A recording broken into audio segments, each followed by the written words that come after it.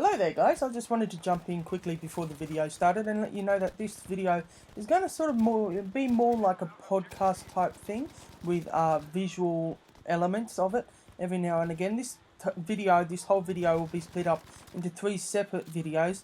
Obviously 2 videos will be on the infantry and the video will be on the vehicles at the end. So anyway guys, hopefully you're enjoying the videos and we'll jump straight into it.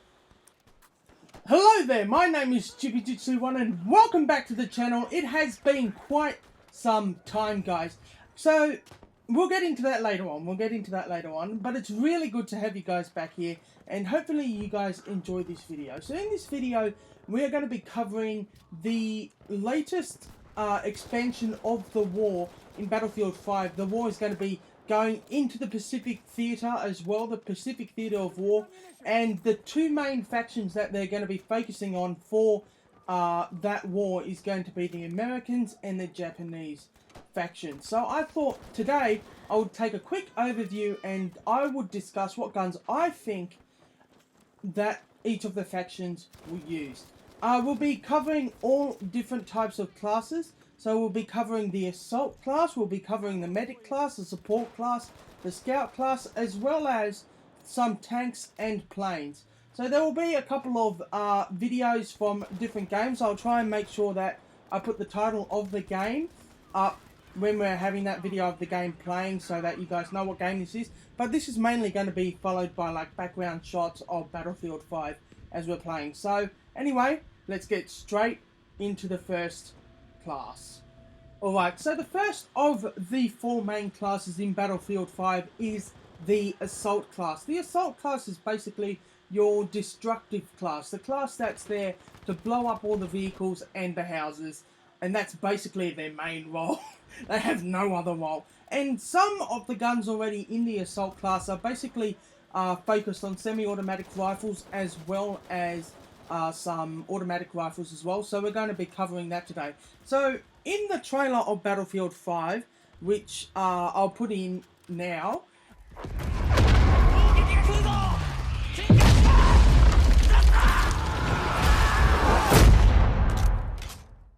we do see an Allied soldier holding an M1 Garand at the very end. And that gun, pretty much from the trailer, has already been confirmed to be in the game. So, that's in there. M1 Garand, probably the best rifle of World War I in considering all of the other armies had bolt action rifles. This was more of a semi-automatic rifle that was used heavily by the US infantry and was really the backbone of the US infantry, and one of the major advantages they had going into a conflict with any other, especially German army and the Japanese army as well, is that their rifles were only bolt action rifles, but we'll get into that later. The other gun that I think will be in this assault class would be the M2 carbine. Now, we already have the M1A1 carbine in the game. However, the M2 carbine is a slightly different version of this gun. The M2 carbine is a fully automatic M1A1 carbine with a little bit of a bigger magazine, as you'll see here in this clip that I'm showing you guys. Unfortunately, that gun does have a couple of attachments that aren't like normal to that gun. And the reason for that is I didn't actually have that gun unlocked in that game. However, because there is a perk that gives you a random gun, I just kept cycling that until I got that gun. So that's why there may be some random attachments on that gun. But yeah, the M2 carbine wasn't really a big gun in World War II. However, the Allies and especially the Americans did use the M2 carbine within World War II. So I'm hoping that gun will be there. It will give a little bit of variety. So the M2 carbine, it is a fully automatic M1A1. It will have a bit more of a bigger magazine, but in the end it will have less range, and I'm thinking it would have a bigger spread. So that would be the idea for that gun. The other Allied gun I think could be in the game could be the M1941 Johnson rifle. This rifle was basically the idea for the American GIs to take into battle instead of the M1 Garand. However, that gun actually proved to be incredibly expensive to make, and it had a couple of problems, which means the Americans didn't really like it too much. However, there are still prototypes and they were still used in World War II in some theatres, just in a bit lower numbers than the M1 Garand. So I'm hoping that gun will be in that game too. There will probably be shots right now in the video of that gun being used. You can see it looks very similar to an FG42, but it's not. So yeah, anyway, we're going on to the Japanese guns now, or I should say just singular gun, because I couldn't really find any assault gun that really fit the assault class for the Japanese. The only one I could think of was a Type 5 rifle. Now the Type 5 rifle is not your bog standard infantry weapon for the Japanese. The Type 5 rifle was a 10-shot Japanese sort of style Garand with a slower rate of fire. However, the upside to that is that it did have a detachable box magazine, and it didn't have the ping of the M1 Garand magazine clip, or whatever you want to call it, that would alert other soldiers when you're out of ammunition, and it also had more rounds.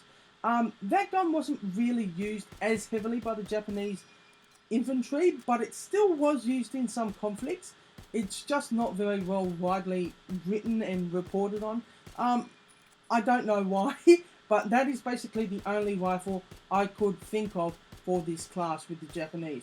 Now, some devices that I think would be really cool for the assault class, and this is the only class that I think would benefit from having extra devices as well. It's just basically a reskin, or maybe even just an adding these particular devices to the assault class. And for the Allies, you've got the M1 bazooka. The bazooka was your bog standard pipe with a rocket in it, and any GI could operate it, and it would be your anti-tank weapon with a rocket in it. And that's how the US military got rid of tanks in World War II. So we are I'm hopefully going to see an M1 bazooka in the game. The Japanese didn't really have any type of anti-tank rocket launcher as such. However, they did have, like in wide numbers, in big numbers, like the Panzerschreck, the Panzerfaust, or in the Allied case, the M1 bazooka, or something like that. They didn't really have that. Instead, what they had were anti-tank grenades, and they used suicide bombers, essentially. It wasn't great, but one anti-tank rocket launcher that the Japanese did have at that time was actually the Type 4 70mm AT rocket launcher. And there'll be a picture on the screen of it now. And this was the type of rocket launcher that the Japanese would use, and it would be carried by 2 men. Theoretically, it could be fired by 1 man, but normally it was operated on some sort of tripod. So that could potentially be in the game. I'm hoping that it is, because it would be great to see some extra devices for the Allied soldiers, and not just the Allied soldiers, but also the Japanese soldiers as well, to see how these guns can actually be used in more of an anti-tank role, and maybe one of them could be used as more of a destructive role, like we currently have in the game with the Panzerfaust and the Piat. That would be really cool. Alright, next we're going to move on to the medic class. The medic class has the sole job of healing the soldiers and reviving the soldiers in the battlefield, and as such, their weapons are more close range weapons such as submachine guns and carbines. So some guns that I think the Allies could have, the US troops could have, could be the grease gun. Now the grease gun has already sort of been confirmed to be in the game. There have been several other YouTubers that have gone through data mining sessions and discovered guns in Battlefield 5 that might come out. I don't know if that's going to be completely the case, because there has been times in the past where developers have just left guns in the game and not really released them to the public. They've got them in there just in case, but they haven't released them. But sometimes these guys are pretty accurate. So the grease gun was basically your bog standard late war submachine gun that the US infantry used. They did have the Thompson submachine gun for pretty much the majority of the war. However, the Thompson is already in the game, so I think a great addition to this game would be the grease gun. The grease gun is an absolutely widespread gun, very cheap to manufacture in terms of, it's just basically some stamped parts and milled parts, really cheap to manufacture. So I think that will be one of the submachine guns in the Allied hands. Now, moving on to the next Allied submachine gun, we have a bit of a different one. We have the Owen gun. The Owen gun is not a very well-known gun, but the Owen gun, and there will be a picture up of it on the screen right now, is an Australian submachine gun. And you can tell the first thing by looking at it, you can tell the magazine's in a bit of a weird place. Yes, the magazine is on top of the gun, which meant that the sights were offset to the left, actually, which was, sorry, not the left, the right, which is quite odd because most guns were operated by right-handed shooters who would have their face on the left side of the gun, but the sights were on the right side of the gun, which meant you had to like crane your head over and like shoot through the sight picture that way. So it was a little bit odd, but it was mainly used as a hip-fire submachine gun weapon by the Australians in World War II, and it was actually considered the greatest submachine gun that the Australians had access to at the time. They tested it against a Sten gun, a Thompson, a German MP40 that they had captured, along with an MP38 that they had also captured, and they had found that the Owen gun was the most reliable gun, as well as the most effective gun that the Australians could possibly manufacture. So they went ahead and put that into production as well. So it'll be really good to see an Owen gun in the game because it comes from a sort of minor faction as well. So it would be a sort of a tip of the hat to all of the minor factions. And I'm also Australian, so I got some national pride in this. But I have to say, the Owen gun was actually a really heavily used gun in the Australian Armed Forces in World War II. Now, moving on to the next Allied gun, we have the M50 Rising. This is another US submachine gun. I don't really know much about it. I can tell you though, just by looking at it, that it does look quite like quite of the other submachine guns that we have in the game. Most with like the wood body and the metal barrel. You've got like the EMP, you've got the MP28, the MP38. You've got all of those types of weapons. So this looks very similar to that. This was like my, it could possibly happen, but not really that likely chance because of how similar it does look to all of the other submachine guns already. But anyway, enough about Allied submachine guns. Let's move on to the Japanese submachine guns. So, yes, and you heard that right. 2 submachine guns.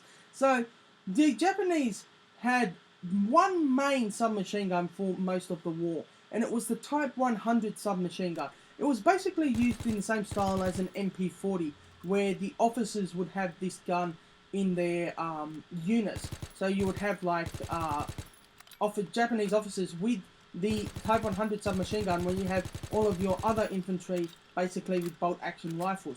And this was one of the most reliable submachine guns that were ever produced in World War II. And I can't definitively tell you why it was. All I know is that it has been recorded in places that it was the most reliable, there you go, reliable submachine gun in World War II. So we'll definitely be seeing that coming in, I reckon. If the developers don't put in the Type 100 submachine gun, I'll be pretty surprised. Another gun that I think the Japanese could use is actually a experimental type of gun, but it was used in some battles in World War II. It is called, well, in Call of Duty World War II, it's actually called the Nambu. Now, the Nambu is not that well of a known submachine gun that the Japanese had, but it is still there around the time period, and it has been used in other first-person shooter games, as you can see on the screen right now. So I'm thinking, hopefully, we have that gun in the game.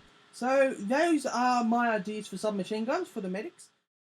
Alrighty guys, so that is going to be where we end it. We had a quick look at both of the assault classes and the medic class, and I discussed some of my ideas and my concepts of some of the guns and devices that I hope will be in the new Pacific Theater expansion for Battlefield 5. Hopefully you guys like this type of video. The next 2 classes, as well as the vehicles, will be coming out in the next couple of days. So if you are interested in that, make sure to keep up with the channel and check your inboxes, and it will be there hopefully. So guys, if you did like this video, let me know by leaving a like rating down below, and for more content like this and much other gameplay, make sure to subscribe. And until next time guys, have a great day. Bye.